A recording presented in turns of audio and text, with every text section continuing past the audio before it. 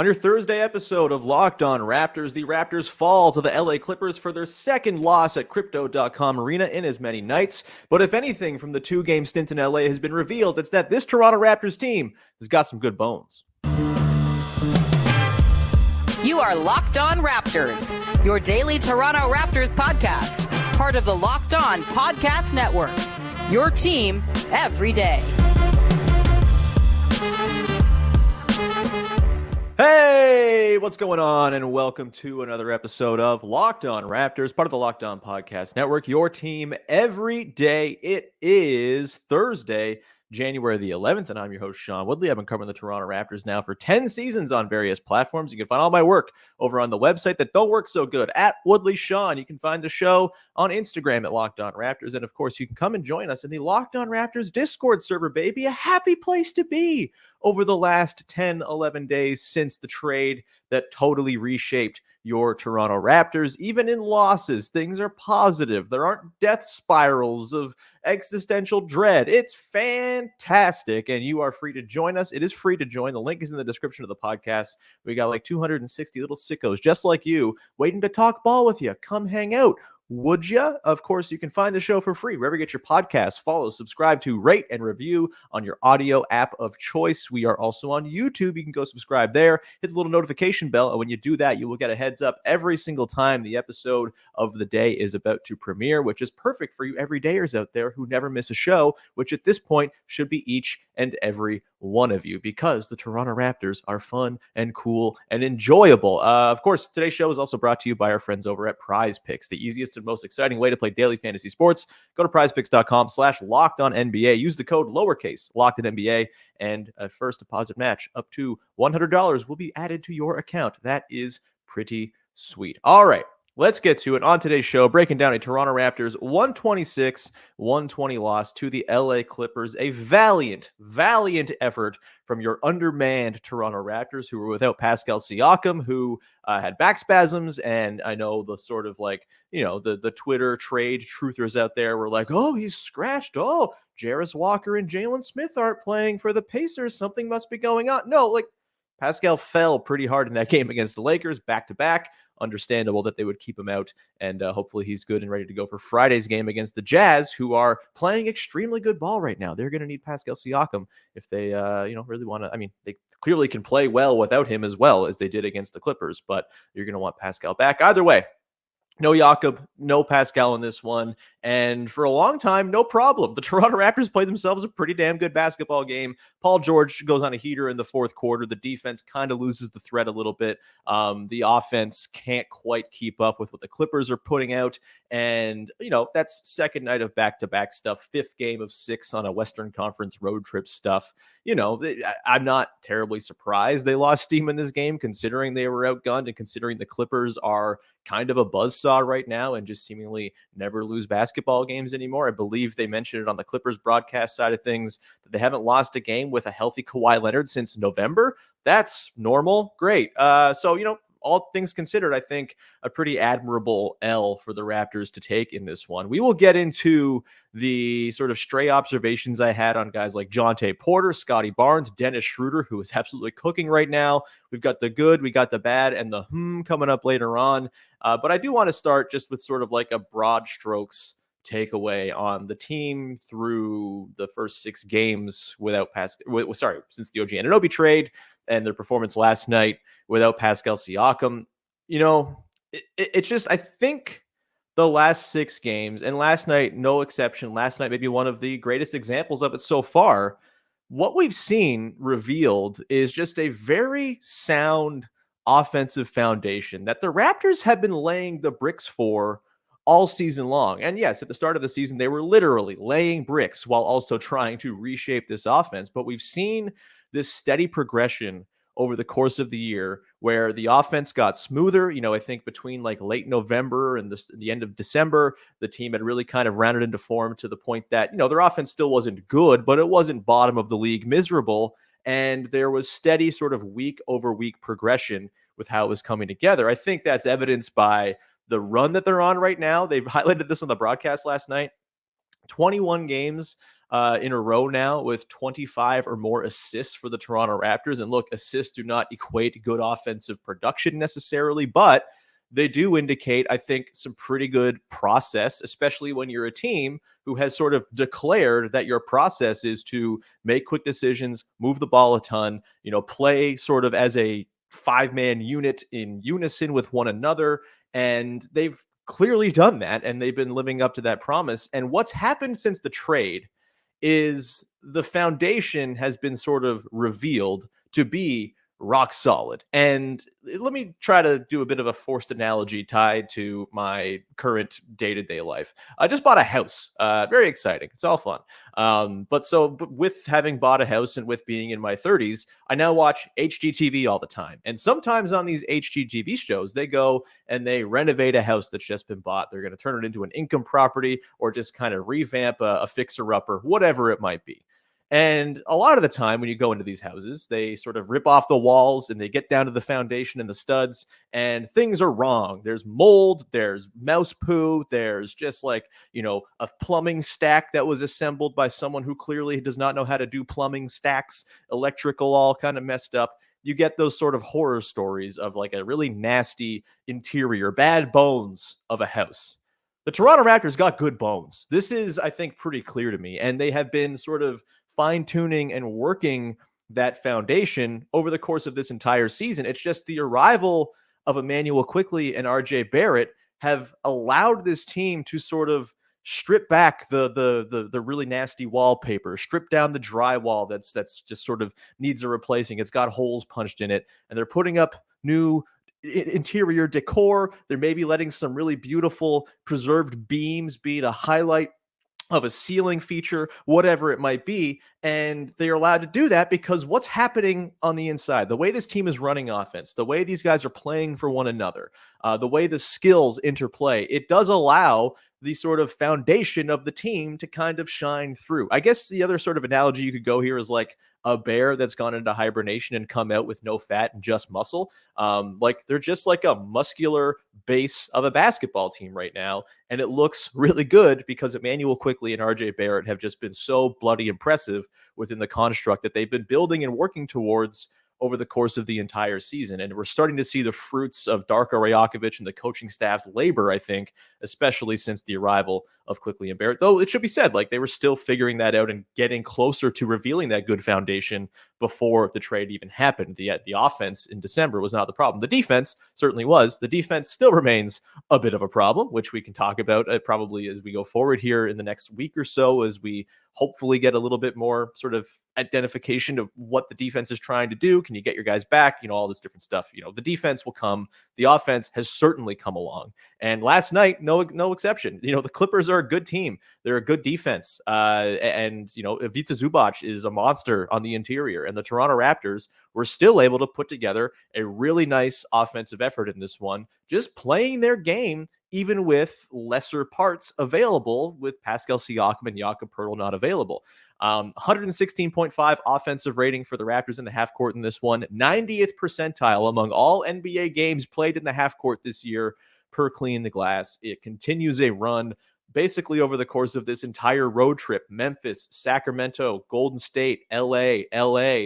Really good half court offensive performances from this Raptors team. And, we're just like, we're seeing it all kind of round into form here. They're number 4 in offense since the trade. They're number 5 in the half court since the trade as well. Obviously, we've talked about the impact of Quickley, his shooting, the off-ball gravity he has, the way he makes defenses panic and think and overthink is opening up all kinds of different avenues, whether it's for guys leaking to the rim because Quickley has taken their defenders with him, whether it's Quickley popping, open for threes. It's just been really, really smooth and such a seamless transition. And Quickley also just seems totally ready for the burden of being a lead guard.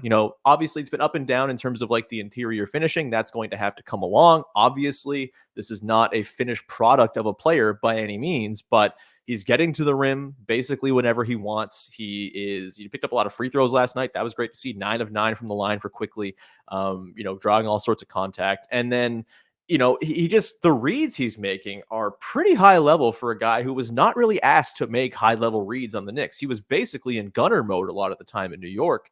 And all of a sudden he's thrust into the starting job, and it's all coming so quickly and easy for him. It's awesome. There was that one play last night where he kind of drives middle and throws a no-look pass down to Thad Young in the block for a dunk. And it's just like, oh, all right, man. Like, if you're making reads like that and you're sort of sucking into the defense and forcing the defense to overcompensate and leave options open because of what you're able to do, both as a scorer and playmaker, like, that is a really difficult combination to guard, especially when you put him in concert with a bunch of other guys whose skills complement his. We've seen RJ Barrett. I mean, what he's doing right now. He's playing. I was texting our pal Joe Wolfont last night. Go listen to Tuesday's episode where we talked all about Pascal.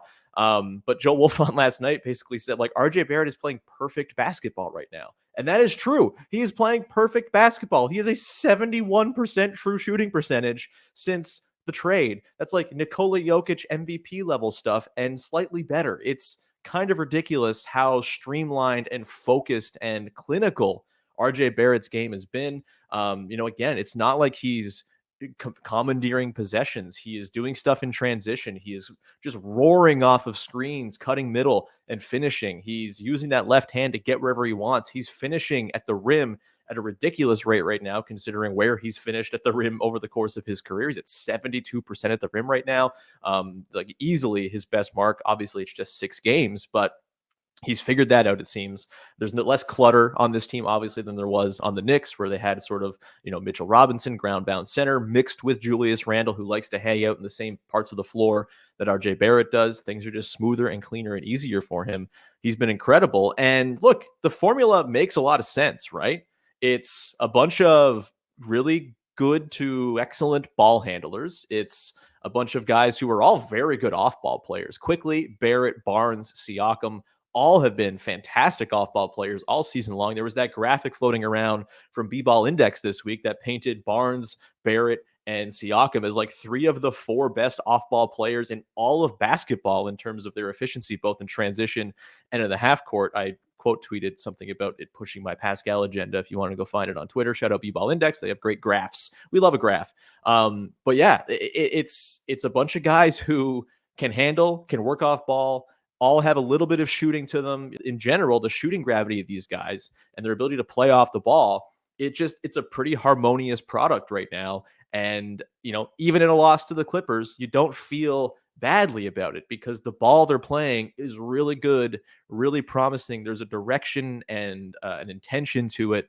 And I think last night, yes, they lost the plot late. Paul George goes off and you lose the game. But I really had no issues with the way the Toronto Raptors played this basketball game last night. We'll get into Scotty Barnes. Maybe there could have been a little bit more juice from him in this one. But overall, really, really impressive stuff from the Raptors so far in the 6 games since the trade. And you'd hope that once they can get back some home cooking, then maybe they start to rattle off a bit more in terms of the win column, which will be important for a thing that I'm going to talk about in my later on in the show. But first, we are going to take a quick break, come back to the other side, and we are going to dig into a few stray observations on Jontay Porter, Scotty Barnes, and Dennis Schroder in particular, who I wanted to highlight from this game. We will get to all of that coming up in just 1 second. But first, today's show is brought to you by our friends over at Prize Picks, the single best place to play daily fantasy sport in all of North America. And it's so easy. It's the way it should be. It's just you against the projections. There's no expert. There's no 1,000 lineups that people have put together that you're competing against. No, it's just you against the Prize Picks projections for given stats for players and whether they will get more or less than them. You pick more or less. You can put up to 2 to 6 players on any given entry. And if you get all 6 right on a 6-player entry, you can win up to 25 times your money. That is pretty sweet. With the basketball season in full swing, you can now pick combo projections across football and basketball from the Specials League as well, a league created specifically for combo projections that include 2 or more players from different sports or leagues. Plus, Prize Picks even offers a reboot policy so that your entries stay in play even if one of your players gets injured. For football and basketball games, if you got a player who goes down in the first half, doesn't come back for the second, that player is rebooted. Prize Picks is the only daily fantasy sports platform with an injury insurance policy. Go right now to prizepicks.com/LockedInNBA. Use the code LockedInNBA for a first deposit match up to $100. That's prizepicks.com/LockedInNBA with the code LockedInNBA for a first deposit match up to $100 with Prize Picks, daily fantasy sports made easy.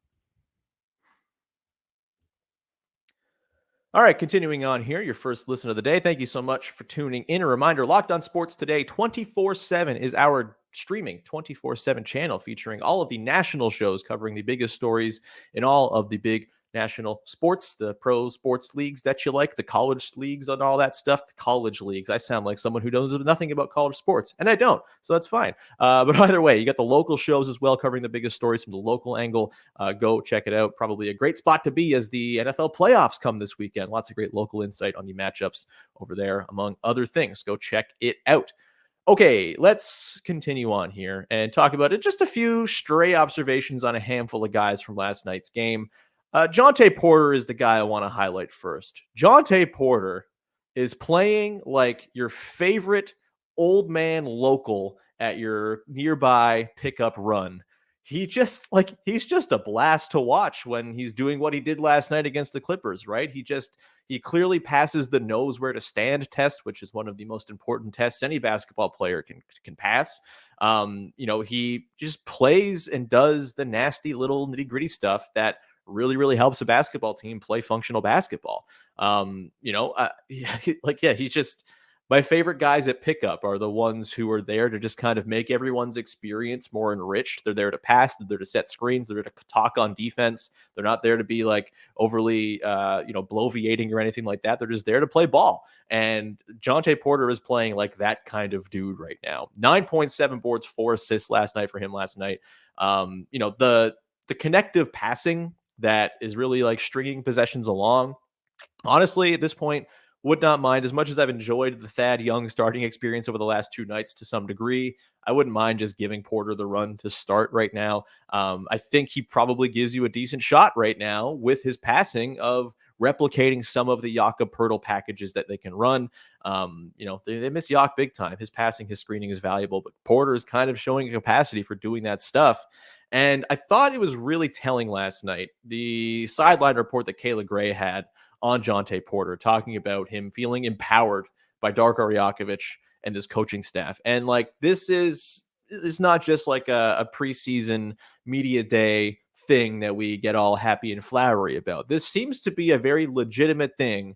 Darko Rajakovic believes the hell out of his dudes and what they're capable of doing, right? Like, he really, really believes that these guys can do what he's asking of them. And Porter, in that sideline report is, I guess, paraphrasing, said basically, like he's making me feel like I can go and do this every single day and is empowering me to do so. And that's just like a really, really nice, heartening thing for a team that has obviously been kind of mired in the player development muck and haven't been able to kind of find these success stories of late.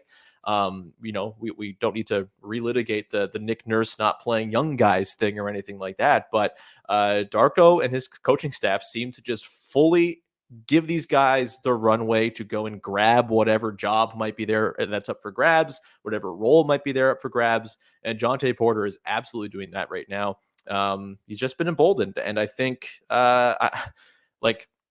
at this point, he's trending towards probably getting a contract from the Raptors, right? Like, it's been just a handful of games. We'll see. But he has really fit in beautifully as a backup 5. Hopefully, he gets a little bit of run here getting with the starters, and we'll see if that carries over. Obviously, it's tough to scale up and go up against starting level bigs and all that stuff. But really, really enjoying the Jonte Porter experience, and a really wonderful story for a guy who was almost out of basketball a couple seasons ago and has worked his way back up. He's clearly not the same athlete that he was as like a draft prospect. He, still a little bit ground bound. He doesn't have great lateral foot speed, but again, he knows angles. He knows how to, position himself effectively and knows where to stand. And that is a beautiful thing. So that was kind of my like big pull away as far as a single player observation last night. 9, 7, and 4 from Jonte Porter, doing the exact stuff that a guy who loves big men who throw cool passes, is very much keen on.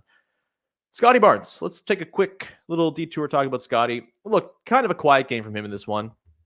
Just 12 points, 7 boards, 6 assists, which he liked for sure. Had a couple blocks as well. 5 of 10, just 1 of 5 from deep. You'll have those bad nights from deep. He has been obviously tremendous as an outside shooter so far this year. He's had these 1 of 5 nights, and they usually are buttressed by a couple of 7 for 3 nights or 3 for 7 nights and stuff like that. So not too concerned there, but just 10 shot attempts in a game for Scotty Barnes where there was clearly like a usage vacuum to fill with Pascal Siakam not available. Of course, RJ Barrett and Emmanuel quickly did a good job of filling in that vacuum. Dennis Schroder gets going. This was not a very high possession game either. So like not a ton of, utility or usage to go around, I suppose. And obviously, this was not a transition game for the Raptors either. And I think that's always going to kind of suppress Scotty Barnes' number because Scotty Barnes is a transition wizard. He is an absolute master of orchestrating the break. And the Clippers did a fantastic job of limiting the Raptors from getting out on the break in this one. The Toronto Raptors scored just 1 point per possession in transition in this game, which is well below where they typically hang. And they usually are extremely high when it comes to frequency. They did not get on the run very much at all in this game, which is weird. And I think, again, kind of speaks to some good coaching on the side of Tyronn Lue and just speaks to it's just difficult when you're up against a Clippers team that's hitting everything. Like it's just going to be hard to get it on the run and get those advantages going the other way. They ran 16.8% of the time in this game, still above average in the NBA circles, 66th percentile per cleaning the glass. But, they had like a negative impact on their scoring output in transition in this game with that 1 point per possession, minus 0.2 points added in transition in this game. Not great. But I do think, that's like sort of a one-off thing. I'm not overly concerned about Scotty Barnes or anything like that. Yes, his usage has been down a little bit since the trade. I'm not concerned. He's still actively involved in so many of these possessions. If he's not shooting, he's often creating. And, you would have liked a bit more of a sort of, you'd like to have sort of imprint himself on the game a little bit more in a game like last night, but also second night of a back-to-back. He played like 40 minutes against the Lakers on Wednesday. I understand if he doesn't quite have the juice to go and do that. Maybe that's giving an excuse. Maybe that's just like a pretty reasonable explanation. I don't know. It's probably eye of the beholder, but the lack of aggression from Scotty and the lack of any sort of transition output from the Raptors in this game, I think really was, a big reason why they couldn't quite get over the finish line and keep up with the Lakers or the Clippers, that is, when it all came down to it. Dennis Schroder, I want to talk about quickly as well. Started last night.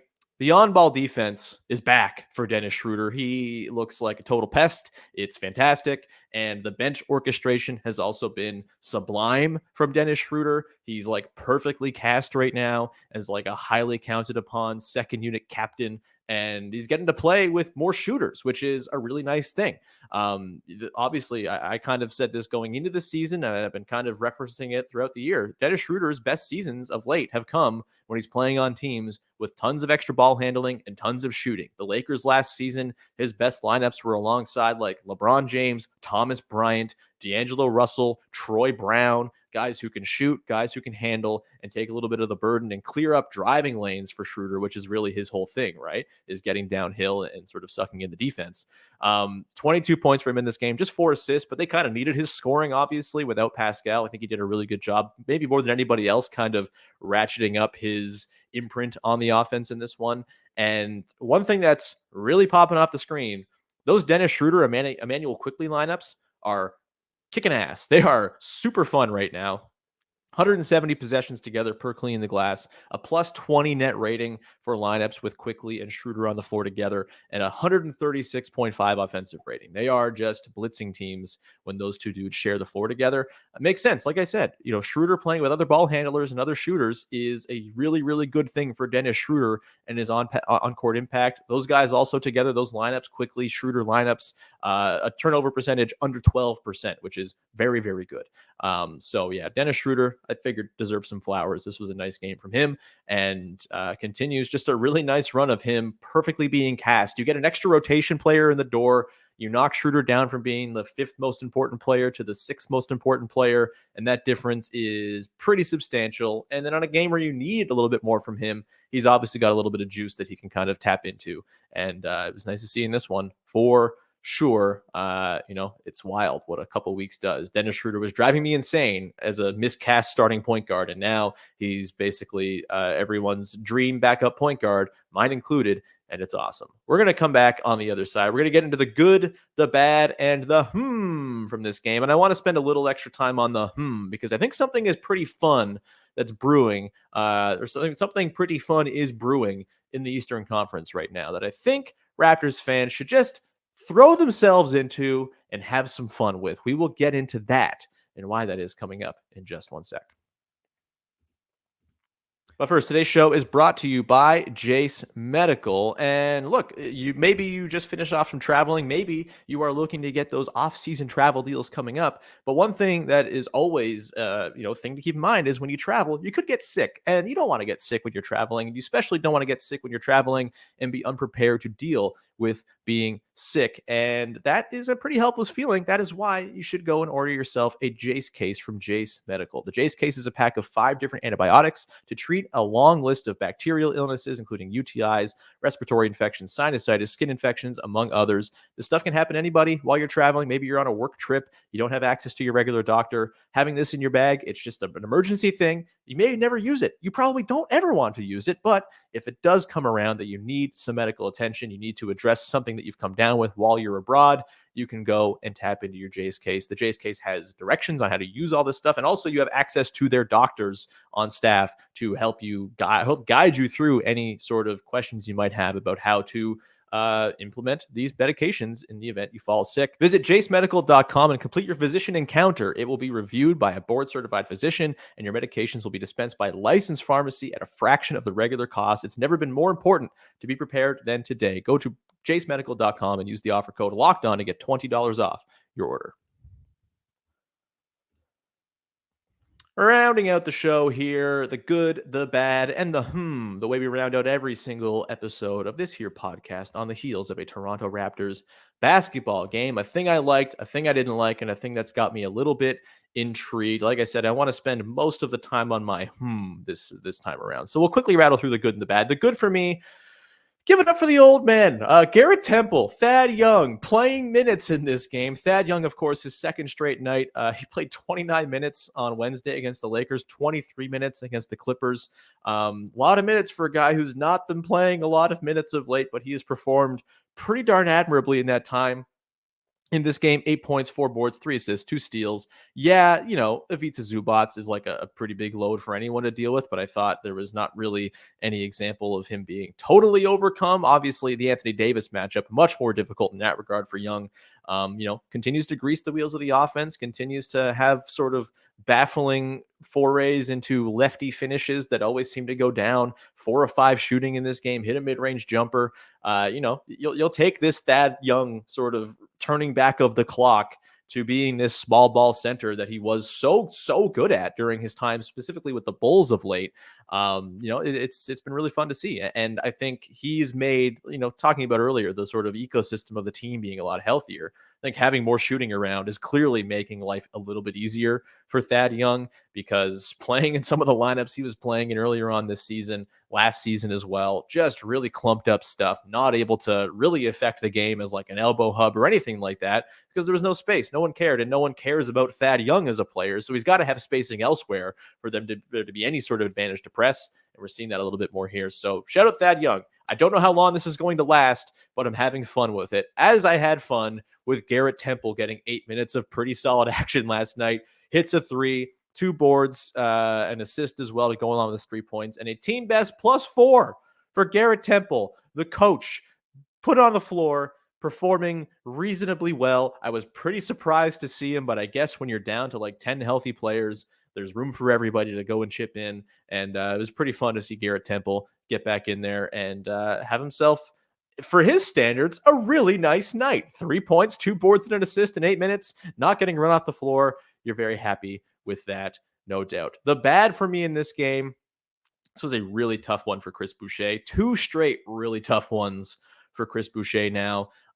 Just looks out of sorts. Looks like he's a little bit forcing things. There was a couple times the last couple of games where he's just passed up wide open threes to try to dribble into traffic and make something happen. And it's just like not Chris Boucher's bag. Chris Boucher is a guy who can catch and shoot threes once in a while. He's actually done it at a pretty good rate this year. And he's someone who's going to finish plays into the basket and crash the offensive glass for you. Didn't really do any of those things during the 2-night stay in LA. And look, man, this is like an opportunity for Boucher to seize a rotation spot. Precious Achiuwa is gone.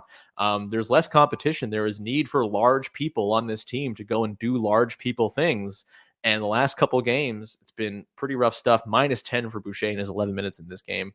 Did not love the Boucher experience. And it's a bummer because he was so bloody good against the Warriors on Sunday. And it's just kind of not really held up the last couple times out. We'll see if he remains in the rotation once they get healthy here. Maybe there's more Jonte Porter cutting into his minutes. We'll see. But definitely not a banner night for Chris Boucher. Let's get to the thing I'm really excited to talk about today, because it's just like sometimes we have too much focus on, who's going to win the championship, who are the top teams in the conference and all this stuff. And sometimes it's okay to revel in a little low stakes playoff race action. And I think right now there is a burgeoning 4-team race for the last 2 play-in spots in the Eastern Conference between the Raptors, the Hawks, the Bulls, and the Nets that has potential for high comedy, teams getting a little bit silly and doing stuff at the deadline they maybe probably shouldn't do in the name of chasing the 10 seed, and like just kind of comical basketball at times. Well, also, there could be some good basketball as well, as a couple of these teams are rounding into form a little bit, and you have interesting players and characters at play across these 4 teams. You have with the Hawks, watching them last night take down the Sixers in overtime, Jalen Johnson looks like fully ready for a star turn. Is he maybe the best player on the Hawks already? Is that a hot take? Yes, I'm a staunch Trae Young non-believer, but Jalen Johnson looks awesome. He's a fun little character to watch here. Obviously, you have the Scottie, IQ, Barrett of it all on the Raptors side of things. You've got DeMar DeRozan fending off the youths with the Bulls. And then also the Nets are kind of there as well. Nothing notable on that team to really get excited about. But I do think this has the potential to be some pretty awesome fun, low stakes fun for the rest of the season. And for the Raptors in particular, like, this is a team that is clearly in a better spot than it was before the trade. It's not this constant cycle of dread and concern and, like trying to figure out what the hell is the direction of this team. Like, they clearly have a direction now. Things are building. Whether or not they keep Pascal Siakam or not, I think you feel pretty good about where this whole thing is headed with Emmanuel Quickly and RJ Barrett in the door and having those guys play as bloody well as they have so far. And so it's just, not every season is going to be about the title chase. Some seasons are going to be about silly low stakes 8th place races. And I think that's cool. And I think the NBA has actually done a pretty damn good job here with the play-in tournament of creating these sort of tiers within the league, these races for different things and sort of different planes of achievement in the league. Obviously, you have like the top 3 teams in the Eastern Conference. And then from there, you have like 4 through 8 all fighting with one another. And then you have this 4-team race for the last 2 play-in spots. And it feels like it could be some pretty compelling stuff down the stretch. And it does feel, I've been thinking about this a little bit, it feels like the NBA has created almost the closest thing we'll ever see to relegation in American professional sports, which is losing the play-in game and getting the 14th or 13th overall pick. Like, you're never going to get full relegation, but that is kind of as big of a kick to the midsection as you'll get, is losing a play-in game and picking 13th or 14th. Case in point, the Toronto Raptors last season, who fired their coach and had a full meltdown in the summer after losing in the play-in and getting the 13th overall pick. And that, to me, just creates this like very silly amount of stakes. The Raptors obviously don't have their pick, so it's like a little bit less stakes all of a sudden for them. And so that adds, I think, to the potential fun quotient that could be had here. But I'm like fully throwing myself into, let's get silly with this 4-team race for the last spot. It feels like I said, it's as close to relegation as you get. I feel like every night I'm watching the blokes from Brighton and Hove Albion take on the lads from Aston Villa and Brentford, fighting them off for the 17th spot in the Premiership. That's what it feels like. And there's like a real charm to that as a sports fan. I'm fully in on this very stupid race, especially with the knowledge that the Raptors, maybe of all these teams, have sort of the brightest outlook going forward. So whatever actually happens this year, maybe they do miss out, maybe they do lose the play-in or finish 11th or whatever it might be. Like, that's fine ultimately, right? Like, there's good stuff happening here. They had the 31st pick in the draft this season. That, soothes a little bit of the sting of not having your own pick, if, assuming they convey it. Maybe they get lotto luck if they don't make the playoffs. We'll see. But I think in general, this 4-team race for a couple of sad play-in spots that probably won't amount to much. At most, these teams are getting waxed by the Sixers or the Bucks in the first round of the playoffs, or the Celtics, I suppose. Even though that, like, even with that, this is a type of thing that if there's a fun race down the stretch, you will remember that as a fan forever. Everyone who was around for it remembers the Raptors in the 01-02 season after Vince Carter went down, going on that crazy heater to get into the playoffs at the end of the year. And yeah, it didn't end with anything. They lost in the first round, but that was like a really fun stretch of basketball. And what are we doing this for if not looking to hang on to fun little stretches of basketball for many, many years to keep us warm when things are dark and sad down the line? So give me all of the very dumb Nets, Bulls, Raptors, Hawks 4-team race for the 9th and 10th spots. All in on it. Give me all of the podcasts breaking it down in earnest. It's going to be awesome. And yeah, that's my is just throw yourself into this experience. This playoff race is going to be extremely high comedy, very stupid, and surely extremely memorable. If the Raptors even have like a modicum of success from it, win a play-in game, even if it's just one play-in game and you lose the next, I think it will all be worth it, and we will have some pretty fun stuff to go and remember down the line. And remembering some guys, remembering some times is what this whole thing is about. We're going to leave it there.